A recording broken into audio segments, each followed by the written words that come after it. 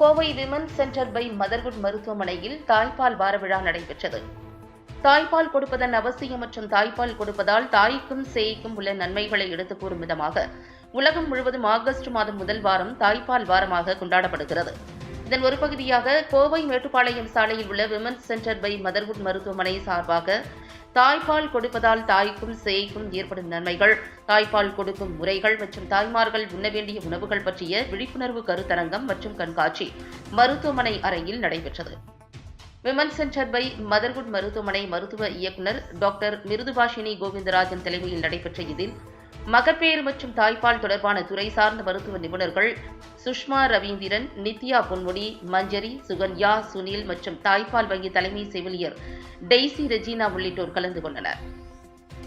தாய்ப்பால் ஊட்டும் தாய்மார்கள் மற்றும் கர்ப்பிணிகளுக்கு குழந்தையை சரியான முறையில் பிடித்து பால் கொடுக்கும் முறைகள், தாய்ப்பால் கொடுப்பதால் குழந்தைக்கு ஏற்படும் நன்மைகள் குறித்து எடுத்துக் கூறினர்.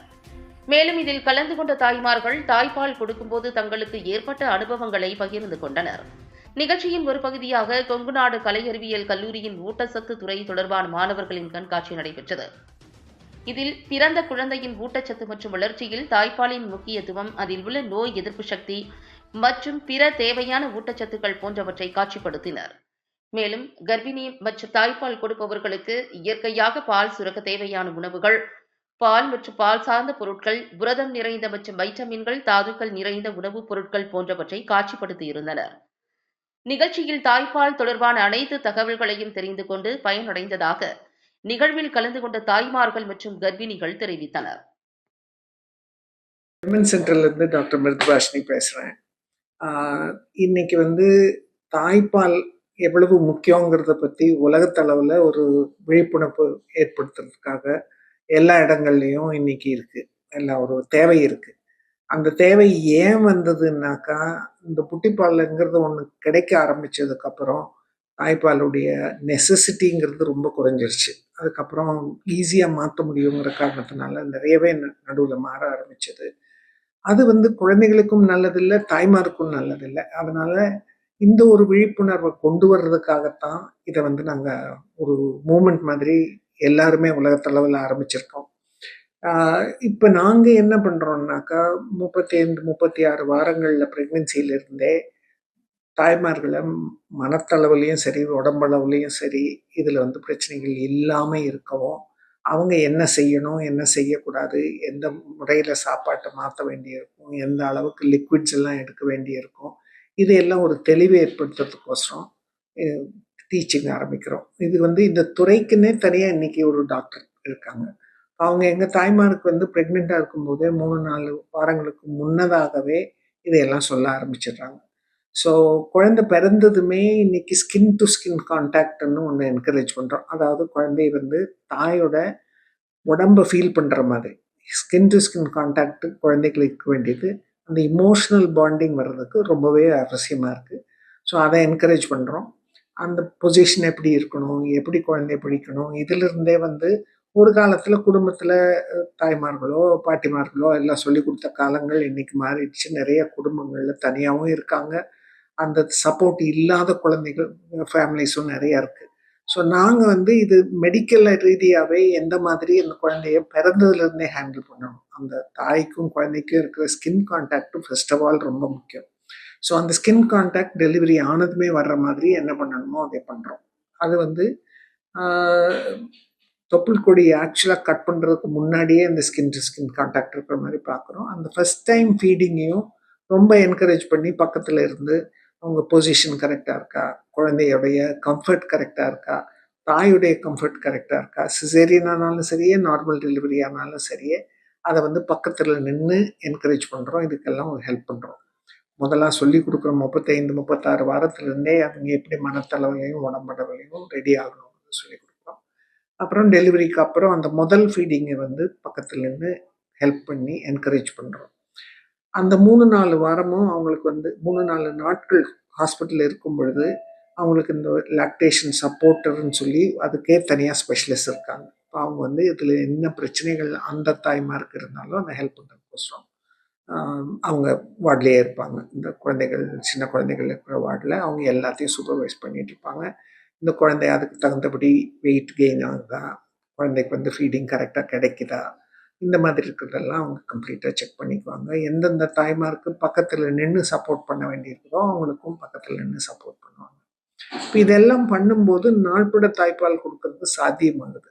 அது வந்து ஃபிசிக்கல் ப்ராப்ளம்ஸ் இல்லாமல் பார்த்துக்க முடியுது. மென்டல் அளவுலேயும் அவங்க எப்படி பேபியை ஹேண்டில் பண்ணணும், எத்தனை மணி நேரத்துக்கு ஒரு தடவை ஃபீட் பண்ண வேண்டியிருக்கும், அது எவ்வளோ நேரம் பேபி ஃபீட் எடுக்கும், ஃபீட் எடுக்கலைன்னா அதுக்கு காரணங்கள் என்னெல்லாம் இருக்கலாம், வெயிட் அளவு கூடுதா இல்லையா, இது எல்லாமே அதை எப்படி மானிட்டர் பண்ணுறது, அதை எப்படி நம்ம கண்காணிக்கிறதுங்கிறத தெளிவாக சொல்லி கொடுக்குறோம்.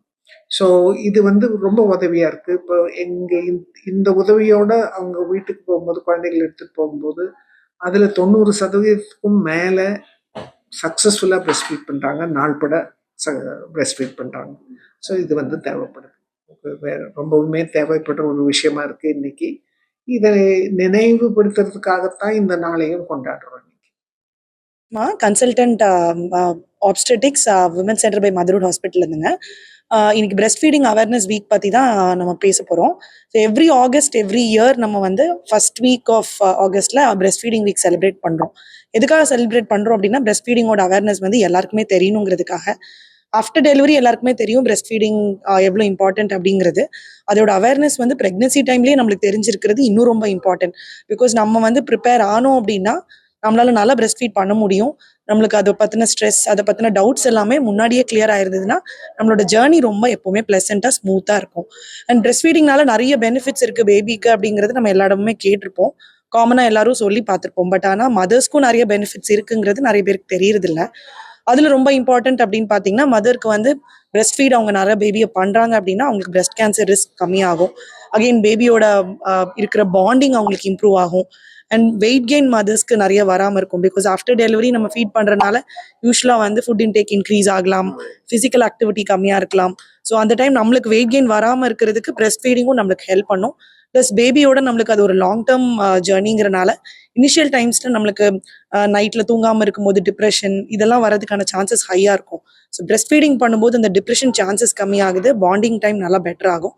So not only for the baby, it's beneficial for the mother also. So எல்லாருமே அதை பற்றி அவேர்னஸ் இருந்து நல்லா பிரெஸ்ட் ஃபீட் பண்ணணும் அப்படிங்கிறது எங்களோடது. தேங்க்யூ. ஹலோ, நான் டாக்டர் மஞ்சரி. நான் லாக்டேஷன் ப்ரொஃபஷனலாக ஒர்க் பண்ணிட்டு இருக்கேன் இங்கே உமன் சென்டர் பை மதர்ஹுட் ஹாஸ்பிட்டலில். So every year August 1 to 7 நம்ம பிரெஸ்ட் ஃபீடிங் வீக் வந்து அவேர்னஸை நம்ம செலிப்ரேட் பண்ணுறோம். ஸோ இந்த எவ்ரி இயர் ஒரு தீம் வச்சு தான் செலிப்ரேட் பண்ணுறோம். ஸோ இந்த இயர் வந்து ப்ரையாரிட்டைசிங் சப்போர்ட் சிஸ்டம்ஸ் அப்படின்னு சொல்லி வரப்போ, சப்போர்ட் சிஸ்டம்ங்கிறது வந்து ப்ரொஃபஷனல் சைட்லேருந்து மட்டுமே இல்லாமல் ஃபேமிலி சைட்லேருந்து, கவுன்சிலர் சைட்லேருந்து, பீடியாட்ரிஷியன், ஸ்டாஃப் நர்சஸ் வந்து எல்லாருமே சேர்ந்து சப்போர்ட் பண்ணாதான் ஒரு மதர் அண்ட் பேபியோட பிரெஸ்ட் ஃபீடிங் ஜேர்னியை கொஞ்சம் சப்போர்ட்டிவாக பெட்டராக கம்ஃபர்டபுளாக எடுத்துகிட்டு போக முடியும். ஸோ ஒரு ப்ரிப்பரேஷன் சொல்லி பார்த்தோம் அப்படின்னா ஆன்டினேட்டல் பீரியட்லேருந்தே ஸ்டார்ட் ஆகுது. ஸோ கிளாஸஸ் அட்டென்ட் பண்ணலாம். ஸோ ஜஸ்ட் ஸோ தட் ஒரு சப்போர்ட் குரூப்ஸ் அட்டென்ட் பண்ணலாம். ஸோ தட் மற்ற மதர்ஸோட எக்ஸ்பீரியன்ஸ் கொஞ்சம் தெரிஞ்சுக்கலாம், கொஞ்சம் டிப்ஸ் ட்ரிக்ஸ் அதெல்லாமே தெரிஞ்சு வச்சுக்கலாம். அண்ட் ஃபைனலாக இந்த ஆஃப்டர் த பர்த் அப்படின்னு சொல்லி வர்றப்போ இங்கே ப்ரொஃபஷனல் சைட்லேருந்து லைக் ஸ்டாஃப் நர்சஸ்லேருந்து, லைக் லேபர் வார்ட் சப்போர்ட்லேருந்து, லாக்டேஷன் ப்ரொஃபஷனல் சைட்லேருந்து சப்போர்ட் பண்ணுவாங்க. ஃபர்தராக வீட்டுக்கு போனதுக்கப்புறமும் family side support is most important. ஏன்னா லைக் மதரோட மைண்டில் டவுட்ஸ் வராமல் இருக்கணும். ஸோ இங்கே பால் பத்தலை, அது வரல, பாப்பா அழுது, அந்த மாதிரி அன்னெசரி ஸ்ட்ரெஸ் மதர் மேலே போடாமல் கொஞ்சம் ஹஸ்பண்டாக இருக்கட்டும், மதராக இருக்கட்டும், மதர் இன் லாவாக இருக்கட்டும், anybody who can support the mother in the most positive way is the most important thing. So without creating doubt in the mother's mind. And continuity of support is also important. Continuity of சப்போர்ட்னு சொல்லி வந்ததுக்கப்புறம் இங்கே ஹாஸ்பிட்டலோட முடியாமல் அடுத்தடுத்து அம்மாவுக்கு ஒரு support like ஒரு ரிவ்யூவாக இருக்கட்டும், இல்லை ஃபர்தராக அவங்க என்ன டவுட்ஸாக இருந்தாலும் லைக் வந்து அப்ரோச் பண்ணுறப்போ அந்த சர்வீஸை ஒரு ஹாஸ்பிட்டல் அவைலபிள் படுத்துனாங்க அப்படின்னா எல்லா மதர்ஸோட பிரெஸ்ட் ஃபீடிங் ஜேர்னியும் இன்னும் பெட்டராக எடுத்துகிட்டு போய்க்கலாம். So thank you for the opportunity. நான் Daisy Regina, NIC and milk bank இன்சார்ஜாக இருக்கேன். ஸோ நான் இப்போ மில்க் பேங்க்கை பற்றி உங்களுக்கு சொல்ல போகிறேன். நீங்கள் நிறையா அவேர்னஸ் கேட்டிருப்பீங்க, மதர் பிரெஸ்ட் ஃபீட் கொடுக்கறத பற்றி, பேபிக்கு எப்படி ஃபீட் பண்ணணும். ஸோ இந்த அவேர்னஸ் யூஸ்வலாக எல்லாருமே பேசியிருப்பாங்க. நான் வந்து மெயினாக மில்க் பேங்க் பற்றி சொல்கிறதுக்காக சொல்ல போகிறேன். ஸோ மில்க் பேங்க் நீங்கள் ஏடிஎம் பார்த்துருப்பீங்க, நிறைய பிளட் பேங்க்ஸ் எல்லாம் பார்த்துருப்பீங்க. மில்க் பேங்க்ன்றது ரொம்ப ரேராக தான் இருக்கும். இது நம்ம மெயினாக ஏன் வச்சுருக்கோம்னா எல்லா குழந்தைங்களுக்கும் தாய்ப்பால் கிடைக்கணும் அப்படின்றதுக்காக. ஸ்பெஷலாக பார்த்தீங்கன்னா லெஸ் தென் 1 kg இருக்கிற பேபிஸ், 500-600 grams இருக்கிற பேபிஸு, ஏதாவது குழந்தைக்கு மெடிக்கல் இஷ்யூ இருக்கும், சம்டைம்ஸ் பார்த்தீங்கன்னா மதருக்கு ஏதாவது ப்ராப்ளம் இருக்கும், பேபிக்கு ஃபீட் பண்ண முடியாது. ஸோ இந்த மாதிரி இருக்கிற குழந்தைங்களுக்கும் தாய்ப்பால் கிடைக்கணும் அப்படின்றத எங்களோட மோட்டிவேஷன். அதுக்காக தான் நாங்கள் பிரஸ்ட் மில்க் பேங்கே வச்சிருக்கோம். ஸோ இது என்னன்னா மதர்ஸ்க்கு கவுன்சில் பண்ணுவோம். எக்ஸஸ் பிரஸ்ட் மில்க் இருக்கிற மதர்ஸ், ஸோ அவங்களே வாலண்டியரா வில்லிங்கா மில்க் டொனேட் பண்ணுவாங்க. ஸோ இப்படி டொனேட் பண்ற மதர்ஸுக்கு எந்த ஒரு கஷ்டமும் இருக்கக்கூடாதுன்னு மில்க் டொனேட் பண்றது, நாங்க போய் மில்க் ரிசீவ் பண்ணிக்கிறது எல்லாமே நாங்க ஹாஸ்பிட்டல்ல இருந்தே எல்லாமே வெஹிக்கிள் அரேஞ்ச் பண்றது எல்லாமே நாங்களே பண்ணிடுவோம். எப்படி ஸ்டோர் பண்ணணுன்றதையும் நாங்க அவங்களுக்கு டீச் பண்ணிடுவோம். ஸோ இது எல்லாமே மெயினா ஃப்ரீ ஆஃப் காஸ்ட்ல தான் பண்றோம். ஏன்னா இது ஒரு சர்வீஸா பண்றோம். நம்ம எந்த ஒரு இதுக்குமே யாருமே பே பண்ணணும்னு அவசியம் கிடையாது. எந்த பேபி நீடடா இருக்கோ அந்த பேபிஸ்க்குமே நாங்க ஃப்ரீ ஆஃப் காஸ்ட்ல தான் தரோம். ஸோ இது மெயினா ஒரு சர்வீஸா பண்றோம். இது எல்லா பேபிக்கும் தாய்ப்பால் கிடைக்கணும், அதுதான் எங்களோட மெயினான நோக்கமே. எங்களுக்கு அதுதான். ஸோ மதர்ஸ் எக்ஸசிவ் மில்க் இருக்கிற மதர்ஸுக்கு நாங்க கவுன்சில் பண்ணுவோம். ஸோ மதர்ஸுமே வாலண்டியரா நிறைய பேர் தருவாங்க. ஸோ நாங்க இது வரைக்குமே பாத்தீங்கன்னா 1,75 ml ஃபார் 2 yearsல மில்க் இது வரைக்கும் கலெக்ட் பண்ணியிருக்கோம். 90 பேபிஸ் பக்கம் இதனால பெனிஃபிட் அடைஞ்சிருக்காங்க பேபிஸ். ஸோ இது உண்மையிலே ஐசியூல இருக்க பேபிஸ்க்குலாம் ரொம்ப ஹெல்ப்பா இருக்கும்.